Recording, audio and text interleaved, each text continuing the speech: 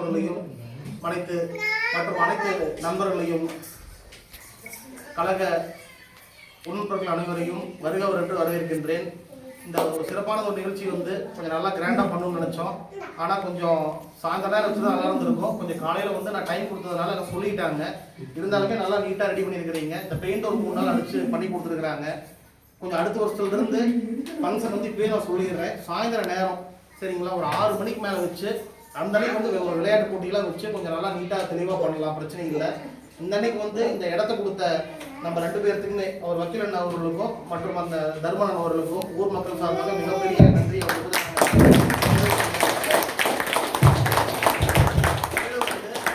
பார்த்தீங்கன்னா ஒரு பேட்ச் பசங்க மட்டும் தான் இப்போ எங்களோட இருந்த பசங்க எல்லாருமே கொஞ்சம் நல்லா ஆக்டிவாக பண்ணிட்டு இருக்கிறாங்க. ஆனால் அதுக்கு கீழே ஜூனியர் பசங்க, அதுக்கு கீழே இருக்கிற பசங்கள்லாம் கொஞ்சம் நல்லா ஆக்டிவாக உள்ள வரணும். ஏன்னா கொஞ்சம் நிறைய பேர் ஒரு 100 பசங்க இருக்கிற ஒரு 40 பேர் 50 பேர் தான் வேலை செய்கிறோம். அடுத்த வருஷம் என்ன கொஞ்சம் எல்லாரும் உள்ள சேர்ந்து இந்த ஃபங்க்ஷனை கொஞ்சம் நல்லா பெரிய லெவலில் பண்ணணும். நல்லா புரிஞ்சுக்குங்க. அடஸ்குலை அப்படிங்கிற ஊர் நம்ம தமிழ்நாட்டில் எல்லா பக்கம் தெரிஞ்சிருக்குது. அப்படின்னு என்னன்னா இருந்து குழந்தை வச்சு ஒரு 50 பேர் கவர்மெண்ட் வேலைக்கு போயிருக்கீங்க. அந்த கவர்மெண்ட் வேலைக்கு போனதுக்கு முக்கியமான தாய்வீடு பார்த்தீங்கன்னா அந்த லைப்ரரி தான்.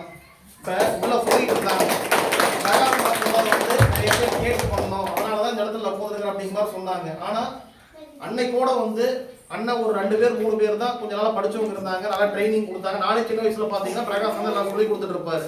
ஆனால் இன்னைக்கு பார்த்தீங்கன்னா படிச்சவங்க குறைஞ்ச வச்சு ஒரு 40-50 பேர் இருக்கிறீங்க. கொஞ்சம் எல்லாருமே அடுத்த ஸ்டேஜில் இருக்கிற பசங்களுக்குலாம் கொஞ்சம் ஊக்கம் கொடுத்தீங்கன்னா தான் இந்த லைப்ரரிக்கு கண்டிப்பாக அவங்க நல்லா யூஸ் பண்ணுவாங்க.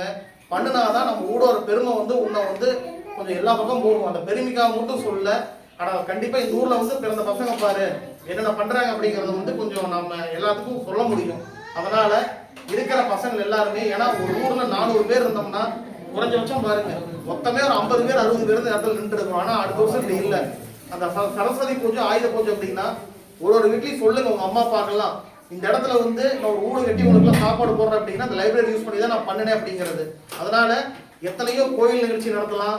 எல்லா கோயிலும் ஒரு வீதிக்கு நம்ம ஒரு கோயில் வச்சிருக்கிறோம், பொங்கல் விழா வச்சிருக்கிறோம். ஆனா எதை பண்ணாலுமே நம்மளோட தாய் வீடு எது அப்படின்னா நம்ம ஊருக்கு பொறுத்தளவுக்கு நம்ம லைப்ரரி தான் அப்படிங்கிறத எல்லாருமே நம்ம மனசுல நினைச்சுக்கிட்டு இந்த சரஸ்வதி பூஜை ஆயுத பூஜை இந்த ஃபங்க்ஷனை அடுத்த வருஷத்துலேருந்து ஒரு மிகப்பெரிய விழாவாக நீங்க கொண்டாடணும். இன்னும் பார்த்தீங்கன்னா இந்த லைப்ரரி நம்ம அடுத்த ஸ்டெப் கொண்டு போகணும். அதுக்கு பிரகாசன் தலைமையில உங்களுக்குள்ளே ஒரு குழு ஏற்பாடு பண்ணிக்கிட்டு அவங்களாம் இருக்காங்க, அவங்களோட சஜஷன் கேட்டு அடுத்த ஸ்டெப்ல என்ன பண்ணணும். ஏன்னா அடுத்த வருஷம் இன்னாரம் நம்ம எப்படி இருப்போம் அப்படிங்கிறது யாருக்கும் தெரியாது.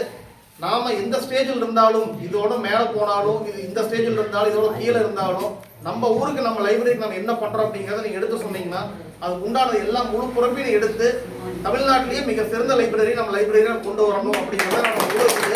அதனால அதுக்கு எத்தனை லட்சம் ஆனாலும் பரவாயில்ல, சில முக்கியமான இதுக்கெல்லாம் நாமளே பண்ணி கொஞ்சம் ஊக்குவிச்சா நல்லா இருக்கும்.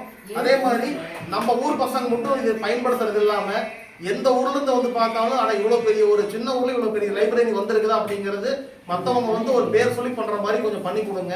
அது பிரகாசன தலைமையில ஒரு 4-5 பேர் மாதிரி லைப்ரரி குழு போட்டு அதுக்கு நம்ம என்னென்ன பண்ணலாம் அப்படிங்கிறது, என்னென்ன புக்ஸ் வேணும், என்ன வேணும் உங்களுக்கு அப்படிங்கிறது தயவு செய்து அடுத்த ஜென்ரேஷனுக்கு சொல்லி கொடுங்க. இல்லாட்டி இந்த 40 பேருங்கிற கவர்மெண்ட் வேலை நாளடைவில் குறைஞ்சிரும். நானும் கடைசியா இந்த 2-3 வருஷமா பாக்குறேன், இங்கிருந்து வெளியே போலீஸ் போறவங்க 1, 2 அப்படின்னா ரொம்ப குறைஞ்சிட்டே தான் வருது. 8 பேர் 10 பேர் போற இடத்துல 1, 2 வருது. அது இந்த வருஷம் எதுவுமே இல்லை அப்படின்னு நான் நினைக்கிறேன். அதனால இது கண்டினியூ ஆச்சுன்னா திரும்பவும் எல்லாரும் விவசாயத்துக்கு தான் போவீங்க. விவசாயத்தை தப்பு சொல்லல, சரியா? திரும்ப கூலி வேலைக்கு போய் தான் எல்லாம் குறைக்க வேண்டிய சூழ்நிலை வந்துடும். அதனால கூலி வேலைக்கு போறவங்க போகட்டும், தயவுசெய்து படிக்கிற வாய்ப்பு இருக்கிறவங்க இதை பயன்படுத்தி தயவு செய்து படிச்சுக்குங்க, முன்னேறிடுங்க, எங்களை உபயோகப்படுத்திக்கங்க. தயவு செய்து யாரும் கெட்ட வழியில போய் உங்களை யாரும் ஏமாத்திக்காதீங்க. உங்களை காப்பாற்றுற கடைசியில் யாரும் வரமாட்டாங்க. படிப்பு ஒண்ணுதான் மிக முக்கியமான செல்வம். தயவு செய்து புரிஞ்சுக்குங்க. ஏன்னா எங்களுக்கெல்லாம் அப்போ படிப்புன்னு ஆசை, படிக்க வச்சாங்க, எங்களுக்கு படிப்பு வரல. ஆனா இது மாதிரி ஊர்ல இருக்கிறவங்களுக்கு எல்லாமே கொஞ்சம் நல்லா கொஞ்சம் எடுத்து கொஞ்சம் சொல்லி கொடுங்க அப்படிங்கிறத எல்லாத்துக்கும் நான் சொல்லி கொண்டு அடுத்த வருஷம் என்னாலும் இந்த ஃபங்க்ஷன் என்ன செய்யணும், சாயந்தரம் நேரம் தான் வைக்கணும். இப்பவே சொல்லிக்கிட்டேன், மேட்ச் எல்லாம் வேண்டாம், சரி, எல்லாம் விட்டு போட்டு அது வருஷங்களோட நடத்திக்கலாம். அதுக்கு தகுந்த மாதிரி நேரத்தில் அது நடத்திக்கலாம், சரியா? ஆர்கெஸ்ட்ரானா கோயிலுக்கு நடத்திக்கலாம், மேட்ச்னா அது ஒரு வருஷம் நடத்திக்கலாம். இந்த அன்னைக்கு பார்த்தீங்கன்னா சாயந்தரம் நேரம் 6 மணிக்கு மேலே வச்சு குறைஞ்சி வச்சு ஊர் மக்கள் எல்லாருமே அந்த அன்னைக்கு வந்துடணும், சரியா? அன்னைக்கு ஒரு அன்னதானம் போட்டு சாமி கும்பிட்டு தெளிவாக பண்ணுற மாதிரி இந்த வருஷத்துலேருந்து இது ஆரம்பம். இந்த வருஷம் காலையில் பண்ணிட்டோம், அடுத்த வருஷத்துலேருந்து சாயந்தரம் நேரம் எல்லா பசங்களும் வந்துடணும். லிஸ்ட் எடுத்து கொடுத்துருங்க. யார் வரலையோ அவங்களை கண்டிப்பா நான் ஏத்துக்க மாட்டேன். அந்த அன்னைக்கு வந்து எங்க இருந்தாலும், அதாவது வேலைக்கு போற பசங்க போயிருங்க. வீட்டுல இருந்தாங்க இப்ப போன் பண்றேன், ஒருத்தர் முடிவெட்ட போயிட்டேங்கிறான், ஒருத்தர் ஃப்ரெண்ட் வீட்டுல இருக்குங்கிறான். இதோட வந்து நம்மளுக்கு ஒன்றும் அப்படி முக்கியமான வேலை எதுவும் இல்லை. அதனால அது எல்லாமே தடுத்துட்டு அடுத்த தடவை இருந்து கொஞ்சம் எல்லாரும் இந்த ஃபங்க்ஷன் தான் கொஞ்சம் முன்னாடி இருந்து வேலை பாருங்க. அதே மாதிரி அடுத்த தடவை ஃபங்க்ஷன் நீங்க முன்னாடி இருந்து பண்ண வேண்டாம். உங்களுக்கு கீழே இருக்கிற பசங்க பழக்கி கொடுங்க. எல்லாமே நீங்களே பண்றதுனால அவங்களால என்னன்னே தெரியாத போயிடும். சரியா? அதனால நீங்க பின்னாடி நின்னுக்குங்க, நான் பின்னாடி நின்னுக்கலாம். அவங்க வந்து பண்ணட்டும், அவங்க டெவலப் ஆகி போட்டு நான் பார்த்துக்கலாம், பிரச்சனை இல்லை.